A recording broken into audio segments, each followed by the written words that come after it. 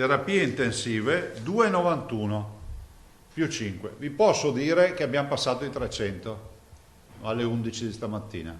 Il Veneto resta in area gialla, ma c'è ben poco da festeggiare. Il presidente Zaia nel quotidiano Punto Stampa lo continua a ripetere, appellandosi a maggior ragione nel weekend ai cittadini. Si scrive giallo e si deve vedere rosso. Vi spiego perché. Noi non siamo usciti da questo casino.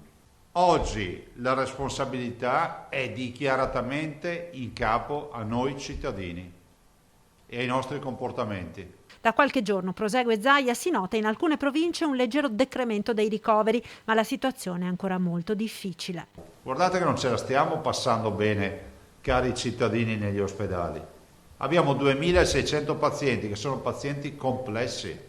Per questo l'ordinanza regionale sull'area gialla plus, che scade alla mezzanotte di domenica, verrà reiterata fino a quando sarà necessario. L'ordinanza c'è, verrà reiterata. In Veneto, prosegue il governatore, ci sono ancora province dove il trend dei ricoveri sta crescendo, come Verona, Vicenza e Venezia. Allora, alla luce di tutto questo, capiamo che se noi non ci mettiamo pancia a terra e rispettiamo le regole, rimpegniamo tutte le curve.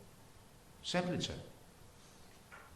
E quindi inutile che mi venite a parlare di cosa faremo a Natale.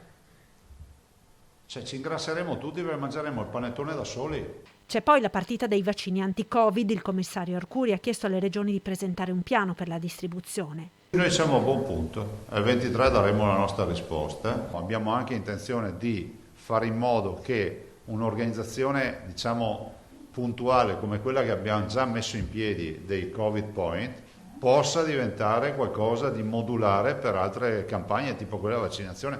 Guardate, ne parlavo anche ieri sera con il ministro Speranza, cioè stiamo parlando di 60 milioni di vaccinazioni che nel momento in cui tu hai i magazzini pieni di vaccini non è che poi le facciamo in un anno, cioè ci saranno tutti che vorranno il vaccino subito. Infine, un accenno alle critiche del presidente della Campania, De Luca, sui tamponi fai da te.